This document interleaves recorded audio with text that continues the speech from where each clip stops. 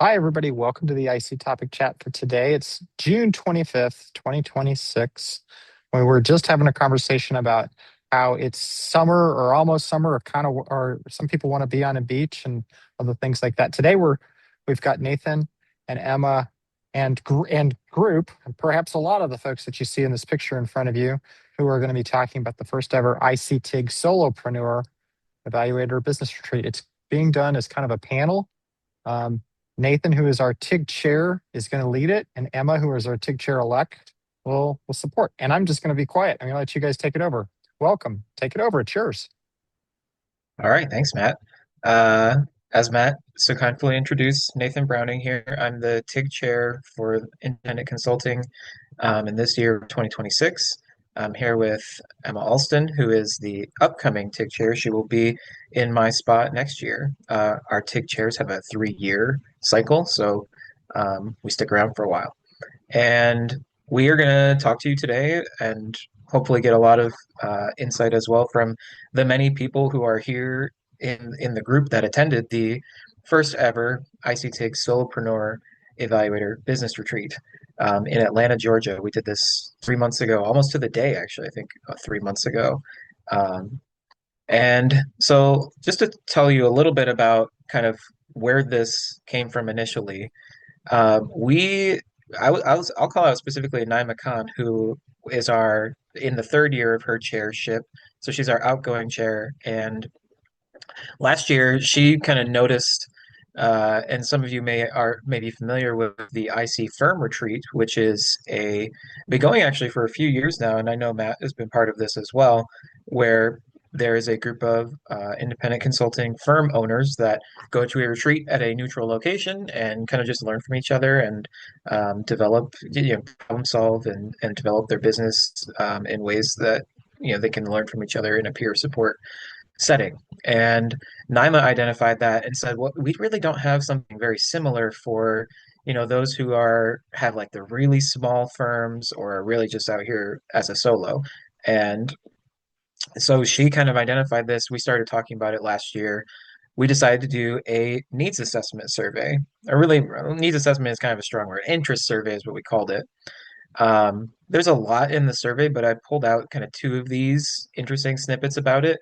When we surveyed TIG members, we found that there was a lot of interest for something in person away from the conference location.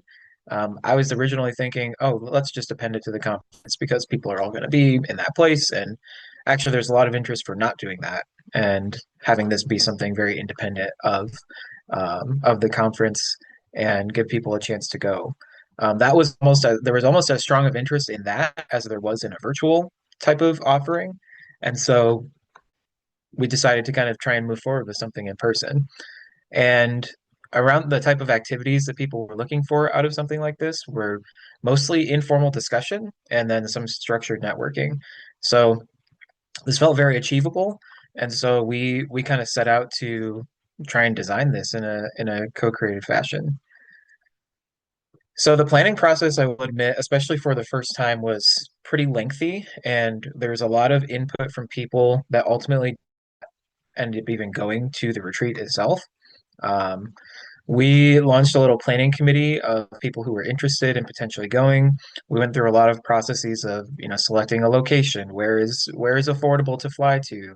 And I see this in the chat, so I'll just quickly say it was around 33 respondents to that interest survey. Thanks, Nora, for the question. Um, so yeah, we went through a lot of planning. We had Miro boards and lots of conversations. It felt like half of my life was like keeping the planning committee going in the summer of last year. And ultimately, we got to a decision to go to Atlanta. Very easy place for us because there's a large base of evaluators there. So we had some people that we knew would be able to kind of show us around and we had like a good base of individuals that would at least be able to attend if anybody decided, no, I'm not going to fly to Atlanta. We would at least have some people that would all get together. So it felt like a safe option. We were able to find, and on the left here, you see kind of all like this is a little snippet of the hotel options we considered. I did speak with Kamani Lundquist Sedano from Public Profit, who is, or actually via Evaluation, I might be mixing this up, who helps coordinate the firm retreat. And that conversation really informed a lot of the steps that we took to try and make this as accessible as possible. Um, so we ended up going with Hotel Claremont there on the bottom. It was the most affordable, really nice space. They gave us, I think, some discount for staying in the hotel. Um, and yeah, so we ended up, I think the total cost per person, obviously it's very dependent on where you're flying in from, but we're able to get to around $1,000 per person, give or take, food, that airfare variability. Some people stayed extra days, and some people were local, and so they didn't have to spend hardly anything to benefit from this. Um, so after we kind of got all our attendees, asked people to commit with a little deposit, we had a pre-retreat rapid fire session, which was just a kind of a get to know you, get the some of the, I guess, early introductions out of the way so we could spend more time on more productive type of activities at the retreat itself. Um, so shout out to Becky Guerra. I don't know if Becky made it to the call today, but shout out to Becky for facilitating this for us, essentially this very, rapid fire, very quick, who are you? What are some of your challenges? And we recorded those sessions and we used the transcripts to kind of inform some of the programming and the type of things that we did during the retreat. Um, so I will pass it over to Emma at this point and talk about that exact topic. Thanks, Nathan. Yeah, so one of the challenges we identified early on with our planning committee meetings was we were really struggling to kind of narrow in on what topics should be addressed on the agenda. We knew we only had, 2 days, that everyone was sort of bringing up very similar challenges or similar sticking points or similar goals with their businesses, but there was such a diversity of perspectives and sort of the resources or the values driving people to choose solutions or paths forward with the challenges that they were facing. And the desire that kept coming up, what people were saying was they really just wanted to learn from each other, explore their own sort of internal wisdom, as opposed to sort of sitting through expert lectures on topics that we thought would be of interest to everybody. So I want to give credit to who first brought this up, but one of the planning committee members brought up liberating structures as a model we could use to build our agenda. And so I just wanted to share a little bit about that. There's a QR code on this slide if you want to visit the website, but it's essentially a way of interacting. So there's all these liberating structures are each a different sort of like facilitation or activity framework for interacting with people. And it's sort of a guided method that is designed to just sort of like break you out of your default modes, sort of challenge your own ideas about a topic, and really like get you quickly to like new ideas, new ways of interacting with people and topics. So we chose to, instead of picking topics that we're going to cover at the retreat, we chose activities from the Liberating Structures method and use those to build out our agenda. So you can go to the next slide, Nathan. So how that ended up looking was we had kind of the general structure was we wanted to go from a place where we're digging up or sort of surfacing what our challenges were, what our goals and our vision were for our businesses, and end the retreat with like actionable takeaways, so actionable next steps. So we structured the 2-day agenda starting with activities like the expansion and sustenance is what we called it, where we kind of had people focus in on identifying and clarifying their stage of business. So, are you someone who's trying to grow their business right now, or are you someone who's trying more to like maintain or sustain? And then we ended the retreat with an activity called 15% Solutions. We also structured things so that we weren't with the same people the whole time. So we did a lot of breakouts with small groups with like 3 or 4 people, but we rotated through every activity. So you had different, in fact, even within some of the activities, you were rotating through groups. So there was a lot of opportunity to get different perspectives from everyone who was there at the retreat. But we intentionally bookended the retreat with the same small group. So we started with the same small group doing expansion and sustenance and ended with the same small group doing 15% solution. Kind of help everything just feel cohesive and directive and moving us forward from the retreat experience. So just to talk a little bit more about sort of the logistics, the meeting room at the hotel was super cozy and cute with all these like cool books on the bookshelves. It felt very much like a hip library space.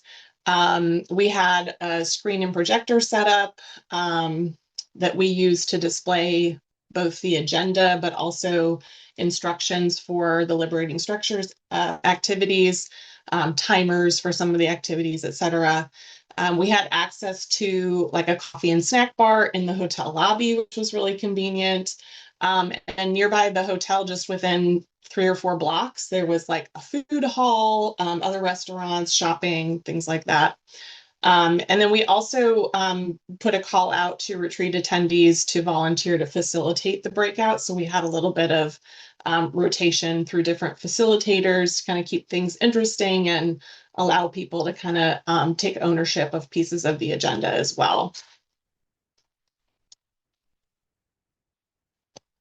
Oh, and I wanted to add with the agenda, we had a lunch break, which was kind of loosely networking. We could go nearby for lunch with whoever from the group. We kind of broke off in small groups that way. And then in the evening, there was time for dinner. And on the first day, we did a group excursion as well.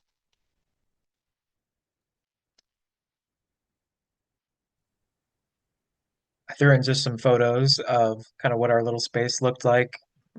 Pretty small, pretty intimate. Um, this is kind of you could see a little bit of the library side in that back corner of this side. Um, and like Emma was saying, like a lot of this was people standing up and then rotating, being the facilitator, and then we'd go to a different activity, a new facilitator.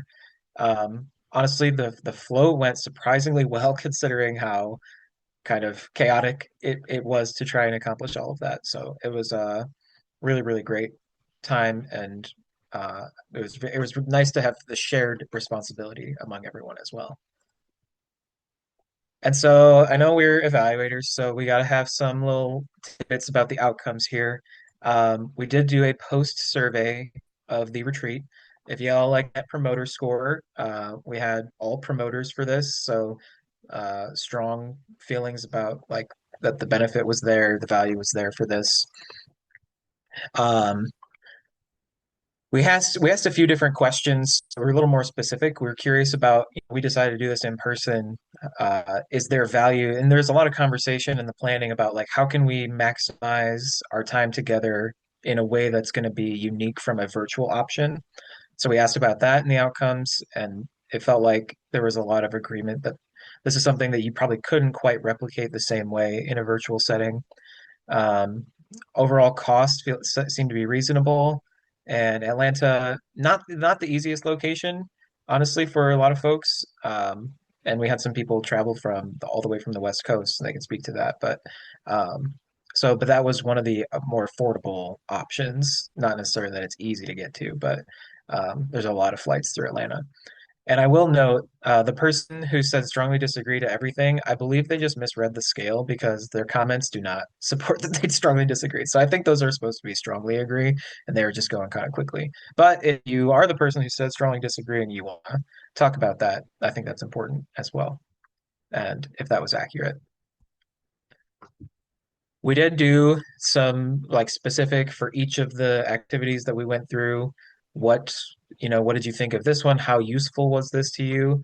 And I'll just point out kind of the most useful things, what Emma spoke about, the expansion and sustenance that Sherilyn facilitated really early on in the retreat to kind of get us into I guess our closest peers of the group. We're all peers, but then it's even like, oh, we're all kind of have these same goals and ambitions. Um, Shout out to Mary who facilitated the Wise Crowds, which was almost unanimously the most useful. And maybe Mary can speak a little more to Wise Crowds and what that's like. And actually, that was so popular at the retreat that for the conference, our IC TIG sponsored session that we're getting at the conference is going to be kind of very similar format to that because it was so people were so found it so useful and so helpful. Um, and then there's innovation stations who Rachel facilitated, Rachel Riskin, I think, is here as well.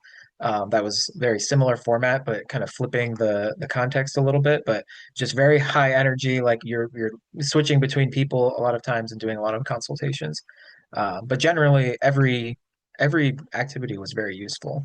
And they kind of all combined to a very cohesive product that I think everyone was very happy with. So with that, I would love to bring our attendees into this. Emma and I were both attendees, but there are many of you.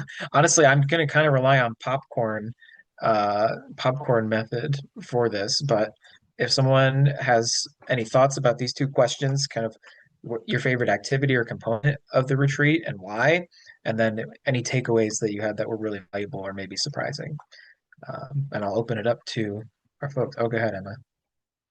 Well, I was just going to offer to kick us off because I had a very surprising takeaway, like in the first 10 minutes of the retreat.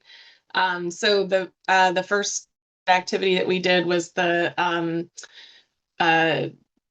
we were just talking about it, sustenance, or I'm blanking now. But we each had to decide sort of which category we were in, and we broke into small groups based on whether we were considered ourselves trying to grow our business and expand versus we were more focused on maintaining and sustaining. And I think I put myself in a group with folks to talk about growing and expanding because I was like, I don't know, a year and a half into my solo consultancy. And so I just was like, yeah, that's where I'm at. Like, let's do this. That's why I'm here at the retreat, is to grow and expand my business. And I realized in the conversation I had and just listening to my group members talk about their goals and their vision for their business that like actually I'm good. Like I actually maybe have overcommitted and am trying to do too much because I was reminded of my business goals that I wrote down when I started my business. And part of my goal was to work part-time. I did not want my consultancy to be a full-time job in terms of, working 40 plus hours a week. And here I was a year and a half in, I was definitely working full-time. And so right away, I was very surprised and very just like, whoa, like, I can't believe I've never sat down and like thought about this in this structured way and realized like how far I'd gotten from sort of my initial goals and my vision for my business. So that right away, just like, even if I didn't get anything else from the retreat, that was super helpful for me to reflect on and sort of clarify where I started, where I wanted to go, and where I had found myself after just, I'm sure a lot of people can relate to just like, okay, you just put your head down and do it. And like, hopefully you get to where you're going. You get caught up in the grind and like, I always need to be bringing in new business without really stopping to think, okay, maybe I've reached a saturation point and I can slow down, or I can start to adjust my scale. So that's what I wanted to share, but I see Sherilyn's ready to share too. Yeah, I have a few different thoughts. And Emma, I was in your group and like it was really cool to myself be figuring things out, but then also to watch others progress over a very short amount of time and like come to these realizations and figure things out just in 2 days. And so that was really interesting to see that evolution both in myself and in others. Um, Going back to the planning a little bit. So one of those challenges, and I came in a little bit late to the planning, but one of the challenges that came up was we were trying to figure out like what topics we wanted to cover, and like we could not agree. There was no consensus on which topics or which set of topics, and there was a lot of strong opinions about how like we don't want to go to this retreat and then sit through a session that we don't need when we only have 2 days and we really want these other things to get out of it. And so the transition to say, okay, we're going to just use activities that are going to allow you to bring the challenges you have, bring the expertise you have, and just learn from one another rather than having specific topics allowed us to just bring whatever we wanted, and we had space and time to like work through it. And that's what I felt like made all of the activities just really relevant and useful. And I feel like we could take this exact same agenda and say, okay, if we started with this agenda, like maybe we would shift it or change it for next year. But I truly believe you could do this exact same thing because you're going to have different challenges next year, different expertise next year, different people in the room, and that it could work very similarly. Yeah, Scott. Yeah, I will jump in because one of the things that I wanted to mention piggybacks off of what you were saying, Sherilyn, in that my favorite activity was the Wise Crowds. And for those who don't know it, everyone takes turns in small groups where there's one person who's kind of like the client who shares a problem or a challenge that they're encountering. And then they literally turn around so they're not facing the three or four other group members, then have an opportunity to share their advice, different solutions, etc. And it was interesting that really turning around and not facing the people who are giving the advice, I think helped us really just listen, take it in. And the people who were giving advice weren't worried about like, how's this coming across? What's their feedback from their facial expressions or whatnot? Um, so that ability for each of us to come with our own challenges, share our own advice, expertise, etc., was really wonderful. And I'll also share in terms of the most valuable takeaway. And I think this connects to the retreat being in person.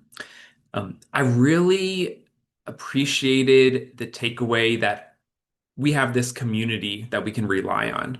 One of my main challenges in this work is just the ups and downs because our projects often are time limited, and but thinking about how we can together as a community help address that challenge. Like if things get really big, busy for me, like I've got a community that I can pull in as subcontractors and vice versa. If things get slower, others can hire me on, and really seeing us as a team that can work through some of the challenges over time together. So yeah, wonderful retreat. Thanks for everyone for all the planning. I was not very involved at all with the planning, but it was clear that you all were very thoughtful and it paid off. I'll pass it on to Allison. Yeah, I want to echo what you were saying about like the environment that we were in and how like the physical space was really conducive to thoughtful work, and it felt like a very safe space. I know for me, I was kind of 3 months ago, I was kind of at this inflection point with my business where it was growing, and I was like, kind of came into the retreat thinking, all right, I'm going to figure out how to have AI do all of my, help me a lot so that I don't have to like, do scary things and grow. But I think that the support of the group really kind of helped me to think differently and kind of transform my thinking and be a little bit more brave in the way that I see my business and the way that I see its potential for growth, and not kind of be afraid to step into that growth. And I do think that it had a lot to do with like just the way the whole thing was set up. Like there were really great people, but we were in this like space that was warm and inviting, and that gave us a chance to kind of move around the tables. It didn't feel like corporate, and intimidating. So I thought those were like, pieces that I really noticed and that really supported the learning. So thank you to all the planners who made that possible. And I also echo this idea that you could, this agenda was flexible and it really met people where they were and allowed them to go where they needed to go. So thank you all for that.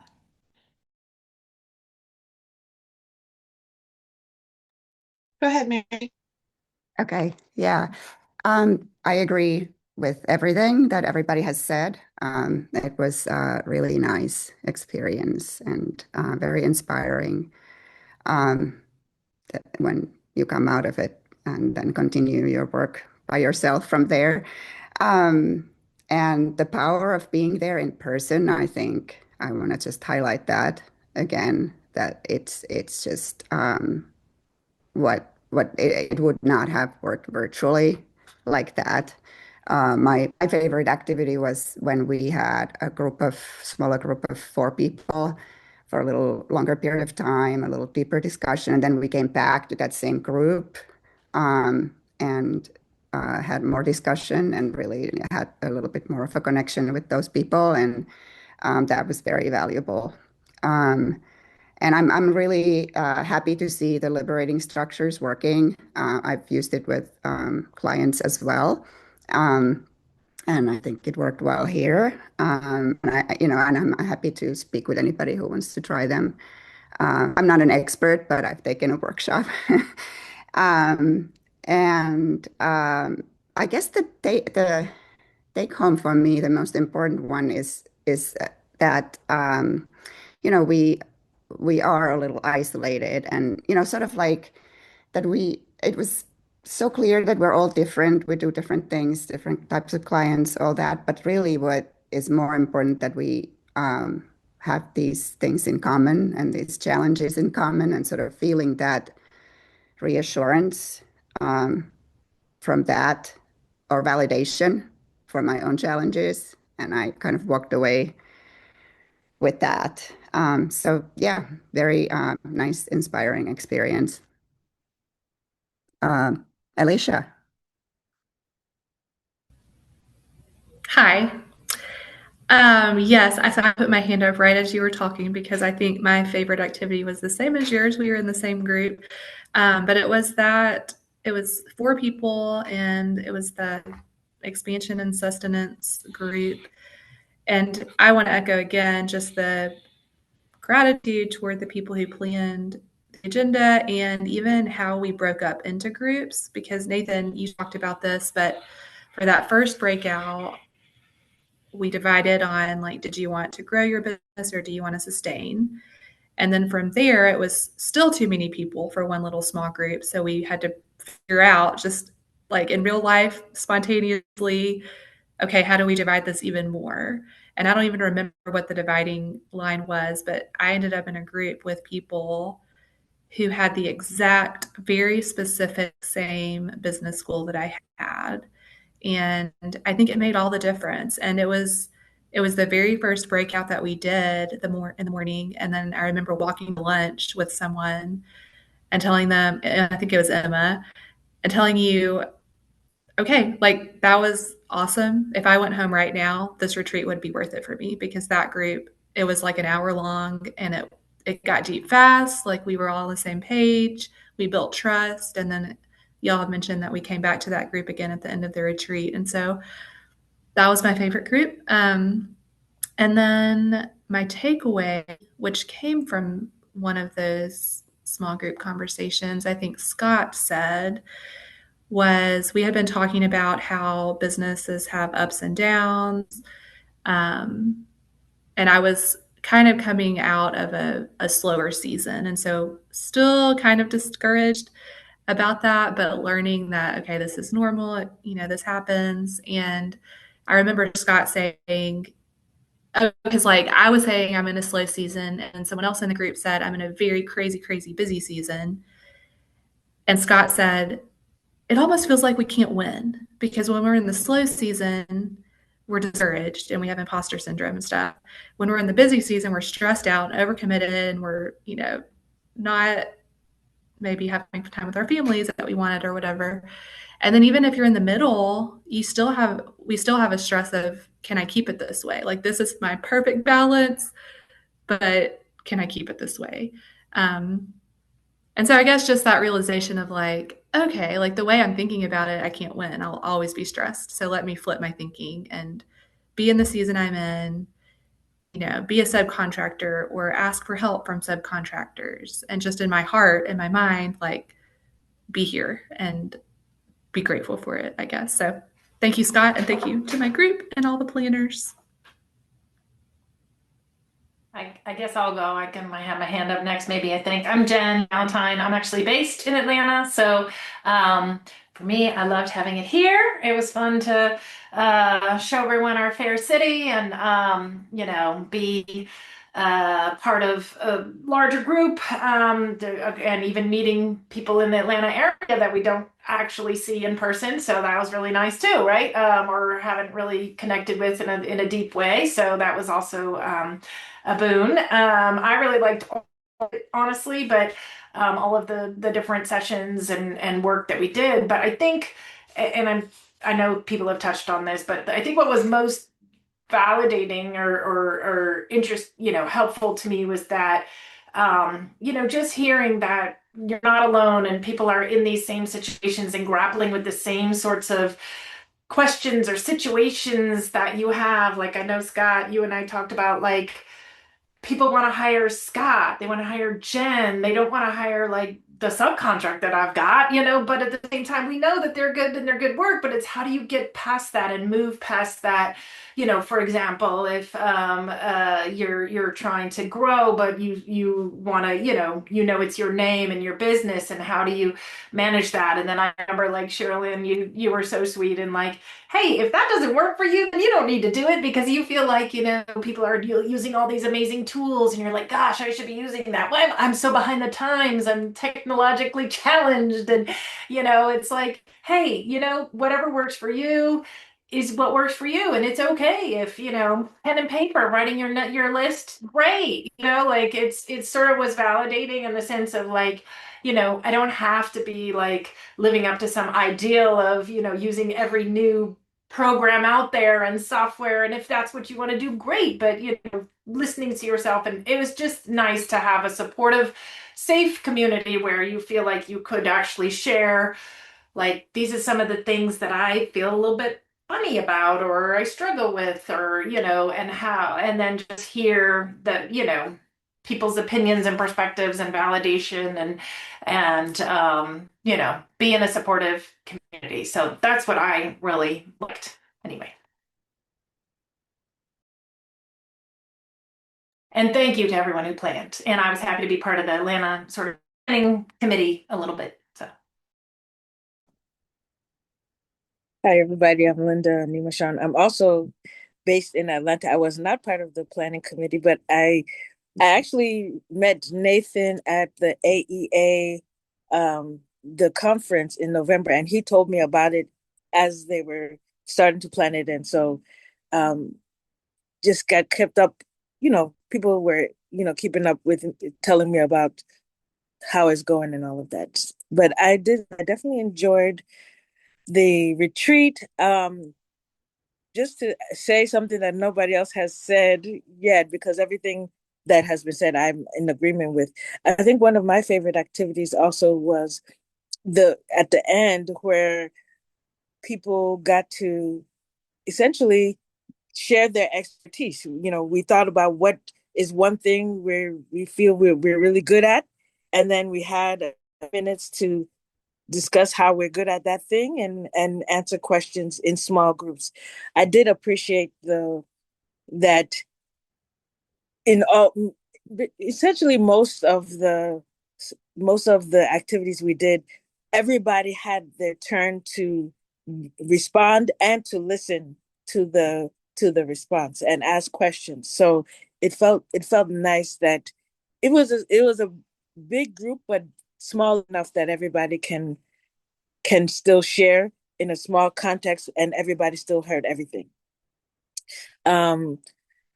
Just to speak Emma's point, at the end of the retreat, one of our Atlanta folks who I don't think he's in the room today suggested, why don't we have a group photo shoot where we can have an opportunity to look like we're presenting to everyone, um, and have some professional photos of us addressing an audience. And so we were able to do that. That was in May last month.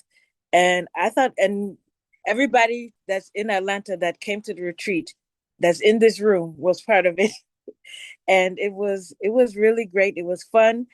We had a good photographer. We had a good space. Thank you, Drew, for that. And it was real. The pictures came out really nice, and I was able to take some pictures not only with the group but also with Jen, who I've been working with more recently in collaboration. So it was really nice, and yeah, it was, and it was economical. It wasn't super expensive to implement. So it was especially nice. That's all I have. Cassandra, you can go ahead.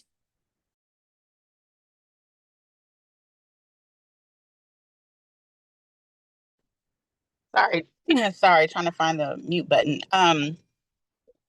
Yeah, I actually have some of Linda's same sentiments in the activities that she liked. So I think for me, it was a unique experience because I was probably the newest solopreneur there, having just been a month into stepping out into full-time entrepreneurship. And so it was really great for me to be in a room with people that have been doing this for, you know, 1, 2, 3, 10 years. To just have access to that expertise was just like really helpful to me. To Jen's point, it was really nice to meet other people in Atlanta. That I'm in Atlanta. I was part of the planning committee, but it was nice to meet other people in Atlanta that I didn't know about, and to now be connected to. And so that was just really, really great. My favorite activity was the wise crowds that Scott mentioned earlier, but also the one that Linda mentioned, where we each got an opportunity to share our wisdom and knowledge. And so that was really nice for me because it helped to break the ice for me a little bit, as somebody that's new, that's coming in, and again, me just kind of telling myself like, hey, I'm going to step into entrepreneurship, I'm going to do this, but still having some doubts, just about like myself and things like that. And the group was just so helpful and encouraging, and it was validating that, yeah, I actually do have things that I can share, um, that can be helpful, and to hear what other people had. And I think my biggest takeaway, um, was learning how to network differently.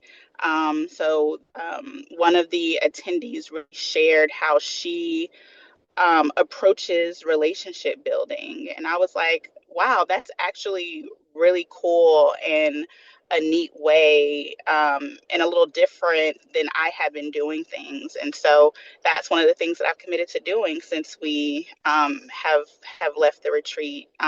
So it was just really great. I hope we do it again next year. Um, it was awesome and valuable and just super beneficial.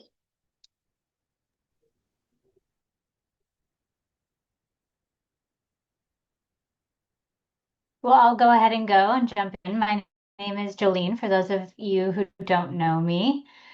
And so this retreat happened before the topic chat on luck, but it's something that I think about a lot and was kind of the reason that I went. So one of the things that was talked about in the chat about luck is positioning yourself. So putting yourself, connecting yourself with people or putting yourself in situations where opportunities can happen. And that was kind of my thinking in going into this retreat. Calculated risk, kind of risk of spending $1,000 at this stage in my business, which is kind of newer, and to connect with people and to get ideas to grow my business.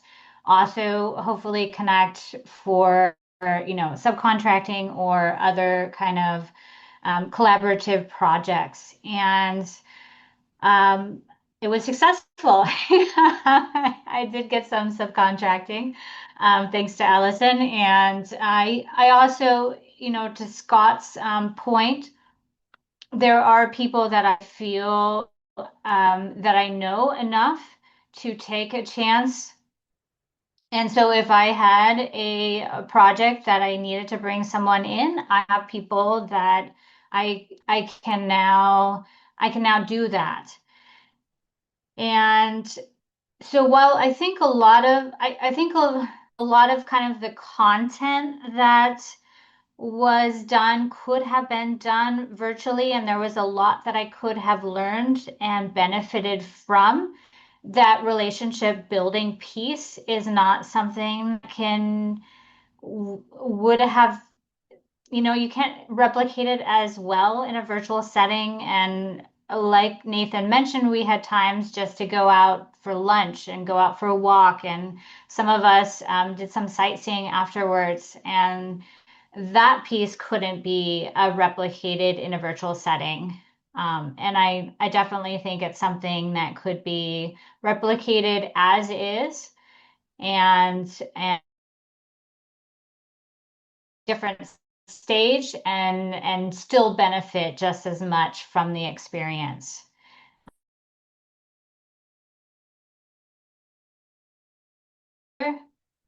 And it is a good reminder for me to go back and look at all my notes, my pages and pages of notes that I took, because I'm sure I'm missing some follow-up there. So it's a good reminder, and it was excellently managed, facilitated, and planned. So kudos to everyone who was involved in that process. And unless I'm mistaken, Rachel has to sign off. I think that's all of the panelists. So we like people were really jazzed to come talk about this again, to show up. Some regulars of the topic chat, some not, to come talk about this. So I guess I'll open it up. Any questions or about the process? Um, You know what I'll I guess do I'll is say and so there were some questions. I think we want to do this again. We're starting to think about, I think this is around the time we started planning last time, and I think it's likely going to be something we do again, but the logistics still to be determined, and the location still to be determined. So Kurt, please go ahead. Question. actually, I'll tell you what, I'm going to go ahead and stop recording right now, and we can continue the conversation. But everybody out in YouTube land, we'll see you guys later. Everybody else, stick around.